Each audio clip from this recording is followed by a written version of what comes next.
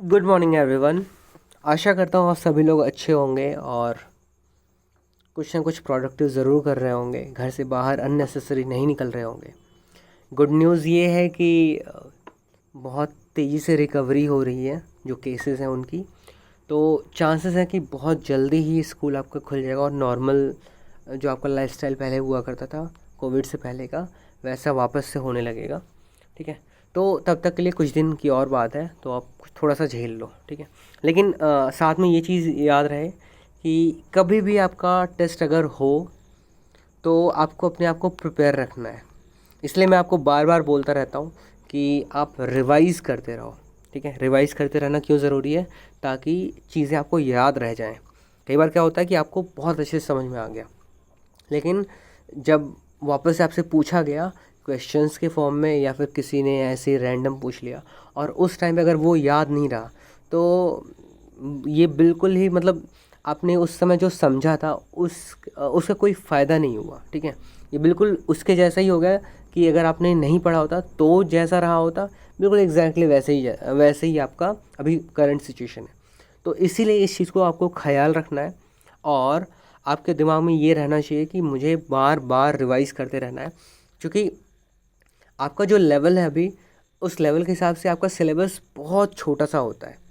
तो जब छोटा सा ही आपका सिलेबस है तो थोड़ा सा ढंग से ही पढ़ लेते हैं, क्योंकि अगर आपका बेस बहुत ज़्यादा स्ट्रांग हो गया तो इसका फ़ायदा फ्यूचर में बहुत ज़्यादा मिलता है। तो फ्यूचर में जब आपके पास ढेर सारे सब्जेक्ट्स हो जाएंगे, जब आप टाइम मैनेज नहीं कर पाओगे, अगर आपने पहले से बेसिक्स पढ़े हुए होंगे तो आपका बहुत सारा टाइम बचता है और आपको मज़ा भी आता है उस टाइम पे। ठीक है, तो इसीलिए आपको बार बार बोला जाता है कि अपने बेसिक्स स्ट्रॉन्ग करो और अभी खूब सारा टाइम दो अपने मैथ्स पे, हो गया साइंस पे, हो गया जिस फील्ड में आप जाना चाहते हो उस फील्ड से रिलेटेड जो भी बेसिक कंसेप्ट्स वाले सब्जेक्ट्स हैं उन पे तो बहुत ही ज़्यादा फोकस करने की ज़रूरत है। और 10 तक तो एटलीस्ट सारे सब्जेक्ट्स में थोड़ा थोड़ा तो आइडिया होना चाहिए, मतलब इतना होना चाहिए कि आपके बहुत अच्छे नंबर आए। और क्लास 10 तक बहुत अच्छे नंबर लाना बहुत ही ज़्यादा आसान होता है। ठीक है, तो एटलीस्ट क्लास 10 तक आप लोगों को मेहनत बहुत ज़्यादा करना है, क्योंकि जब 10 तक आप मेहनत करोगे उसके वजह से आपको आदत पड़ जाएगी इन सब चीज़ों की, तो आपके लिए बाद में बहुत ज़्यादा चीज़ें ईजी हो जाएंगी। इसलिए बोला जाता है कि अभी थोड़ा सा मेहनत कर लो, फिर बाद में आराम ही आराम। असली बात ये नहीं है कि बाद में वाकई बहुत आराम हो जाएगा। असली बात ये होती है कि बाद में चीज़ें आपके लिए बहुत ज़्यादा ईजी हो जाएंगी। तो ईजी हो जाएंगी तो आपको डबल मेहनत नहीं करना पड़ेगा। जो आप क्लास 6 7 में 8 में ही सीख सकते थे, वो आप पता चला कि आप 11 12 के बाद सीख रहे हो वही चीज़ें। ठीक है, तो टाइम का इससे बहुत ज़्यादा आपका टाइम बचता है। ऊपर से आपके कंसेप्ट जब अच्छे होते हैं तो आपको भी बहुत ज़्यादा मज़ा आता है, कॉन्फिडेंस बहुत ज़्यादा बढ़ता है। तो आज का टॉपिक है, आज के टॉपिक से पहले अगर मैं आपको रिमाइंड कराऊं कि हम प्योर सब्सटेंसेस के बारे में पढ़ रहे थे और उसमें हमने एलिमेंट्स को देखा था। एलिमेंट्स के 3 पार्ट्स थे, metals, non metals and metalloids. Metals के कुछ हमने प्रॉपर्टीज़ देखी थी और उस पे बेस हमने उनके कुछ एग्जांपल्स भी देखे थे। इन द सेम मैनर हमने नॉन मेटल्स की जो प्रॉपर्टीज़ देखी थी वो बिल्कुल मेटल्स के जस्ट अपोजिट वाली प्रॉपर्टी रखती थी। ठीक है, अगर मेटल डक्टाइल है तो नॉन मेटल डक्टाइल नहीं होगा। अगर मेटल सोनोरस है तो नॉन मेटल सोनोरस नहीं होगा।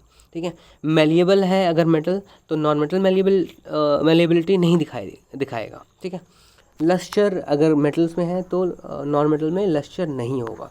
तो ऐसे ही पूरा का पूरा जो भी प्रॉपर्टी मेटल की है वही उसके just opposite property non metal की है।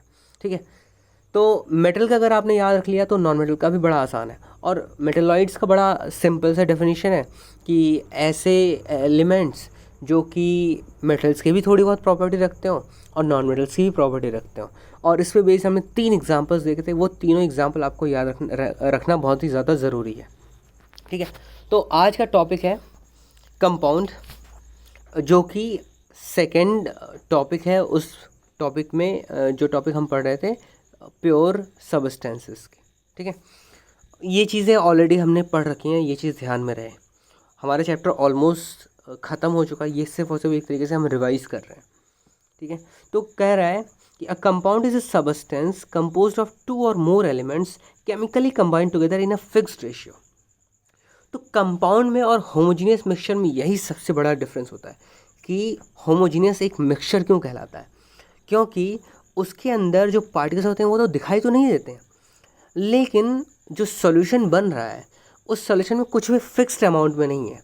वो सॉल्यूशन अगर हम 1:10 का रेशियो ले लें तो भी बन जाएगा, 1:20 का भी ले लें तो भी बन जाएगा। हाँ, बस इस चीज़ का ध्यान रखना होता है कि सेचुरेशन ना आ जाए। ये सारी चीज़ें जो मैं बोल रहा हूँ अभी, ये सारे वर्ड, सेचुरेशन हो गया, होमोजेनियस मिक्सचर हो गया, ये इस चीज़ को मैं ख्याल में रख के बोल रहा हूँ कि अभी तक ये सारी चीज़ें हमने पढ़ ली हैं और अब तक ये सारे टर्म्स आपको बहुत ही अच्छे से याद हो गए होंगे कि इन सब टर्म्स का क्या मतलब होता है। ठीक है, तो कंपाउंड में और होमोजेनियस मिक्सचर में यही मेन डिफरेंस था कि कंपाउंड में जो भी कंपोजिशन होता है 2 या 2 से ज़्यादा एलिमेंट्स का, वो हमेशा ही फिक्स्ड रेशियो में होता है। ठीक है, वहीं अगर होमोजेनियस मिक्सचर की बात करें तो उसमें भी जो दोनों पार्टिकल्स होते हैं, दोनों सबस्टेंसेस, जो मिक्सचर है या 2 से ज़्यादा तरीके के जो सबस्टेंसेस मिले हुए हैं, वो भले ही अलग अलग ना दिखाई दे, उनके पार्टिकल्स अलग अलग ना दिखाई दें, लेकिन उनके बीच में कोई फिक्स रेशियो नहीं है और वो एक नया सबस्टेंस नहीं क्रिएट कर पा रहे हैं। ठीक है, वहीं कंपाउंड में क्या है कि एक एलिमेंट और दूसरा एलिमेंट मिला के ऐसा कुछ नया कंपाउंड तैयार कर रहे हैं जो ही ना ही ए एलिमेंट की प्रॉपर्टी रखता है ना ही बी एलिमेंट की प्रॉपर्टी रखता है। इसको हम ऐसे समझें कि मेरे पास एक एलिमेंट ए है, एक एलिमेंट बी है। ठीक है, दोनों ने मिल के एक कंपाउंड बनाया। ठीक है, जो कि फिक्स रेशियो में था। मान लो वो रेशियो था A:B का 1:3 था। ठीक है, 1:3 था अगर मान लो। ठीक है, तो इसका मतलब ये हुआ कि जहाँ पे A है वहाँ पे B3 है। ठीक है, तो ये जो कंपाउंड बनेगा AB3 का, वो ना ही A की प्रॉपर्टी रखेगा और ना ही B की प्रॉपर्टी रखेगा। यही कंपाउंड की सबसे बड़ी खास बात थी कि इसमें 2 या 2 से ज़्यादा एलिमेंट्स केमिकली कंबाइन करते हैं और एक फिक्स रेशियो में ही हमेशा कंबाइन करते हैं। इसका सबसे ज़्यादा फेमस एग्जांपल है वाटर और कार्बन डाइऑक्साइड। अगर शुगर की बात करें तो शुगर का अगर आपको केमिकल फार्मूला याद है तो बहुत ही ज़्यादा अच्छी बात है। ठीक है, सॉल्ट का फार्मूला आपको अगर याद है तो बहुत ही अच्छी बात है। आयरन सल्फाइड का अगर फार्मूला याद है तो बहुत, आयरन सल्फेट और आयरन सल्फाइड दोनों में डिफरेंस है, ये याद रहे। तो एक काम करना है, अगर आपको इनमें से किसी का भी फार्मूला याद नहीं है तो आपको इंटरनेट पे जाना है और इनके फार्मूले को लिखना है और वो चीज़ें आपको याद रहनी चाहिए। जैसे अगर वाटर की बात करें तो वाटर का बड़ा ही सिंपल सा है H2O। अगर कार्बन डाइऑक्साइड की बात करें तो CO2 है।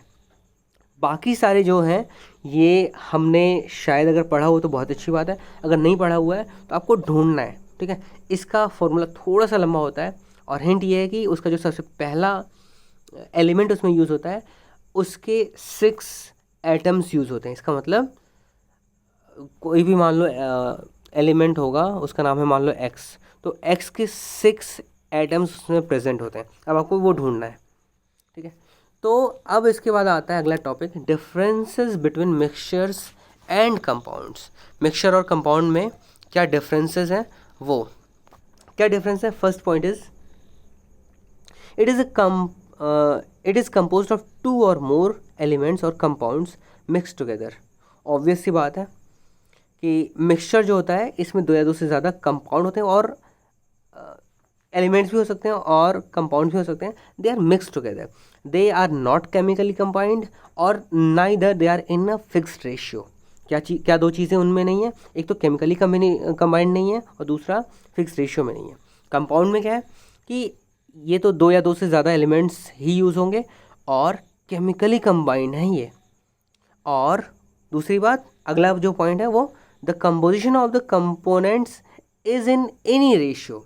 हो सकता है अगर मेरे पास 2 तरह के सबस्टेंसेस हैं A और B, तो A1B2 भी हो सकता है, A1B3 भी हो सकता है, A1B4 भी हो सकता है, A4B7 भी हो सकता है।